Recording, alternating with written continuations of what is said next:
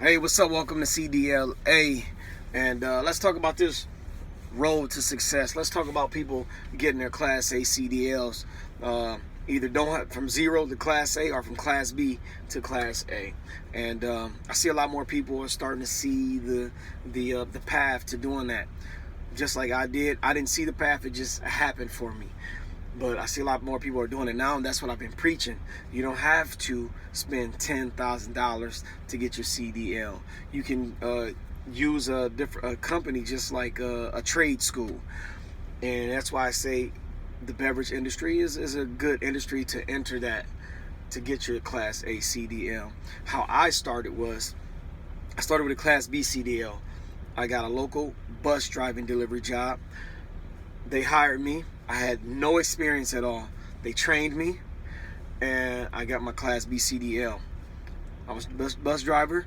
As some time went on, I had a friend. I more like call him my mentor, but I had a mentor. I happened to see him. He said, "Hey, do you have a commercial driver's license? Because we're hiring at my company," which happened to be Miller Lite, beer delivery company. I said, yeah. And then I started at the warehouse. They hired me to load trucks. I started to load the trucks. An opening did come up for me to become a beer delivery driver, but at that time I did not want it. I had a different lifestyle. I would work nights from like 5 and get off at 11. And at that time I was young, about 24, 25 or something. At the time I was young, and I didn't want to have to come to work early when I'm gonna be out late. So, which at that time was smart that I made that choice. But what I really should have done is go ahead and accept that truck driving job so that I could advance. But that didn't happen. I was a loader. I loaded the trucks, which helped me learn how to identify the packaging. Then that company got bought out by another one, and they wanted to upgrade to Class A. So I got hired by that new company as a loader and started to train for my Class A. They didn't have a training program, but they were willing to pay, and they let me use their trucks. So what happened was I would train on the weekends. I would go out on the road with other co-workers who already had their Class A. In the yard, I would practice maneuverability. And then on my off time or whatever, I would practice the pre-trip inspection. And so I did all that. I took the test. They paid for it. And I got my Class A CDL. Then I moved into filling in for the drivers who were off.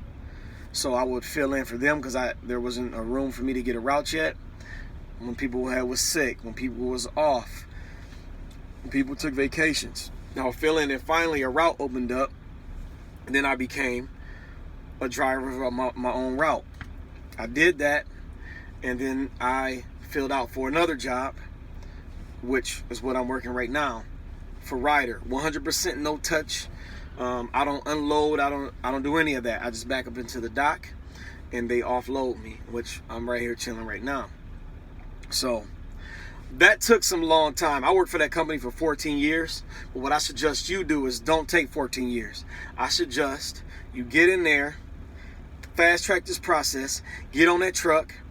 Once you get that driving job, maybe about a year or so, 6 months, start looking for something else, unless that's what you want to do. But you will make more money once you get up out of there. That's why I say look for something else. You may get a no-touch job, not offloading anything, or you might stick with them, or you can get like a food delivery job, which they pay more. But yeah, that's how people are doing it, the same way I'm doing it, but they're doing it faster. I happen to do it by mistake, but this is a good strategy to do. All right, drivers, you are the captain of your ship.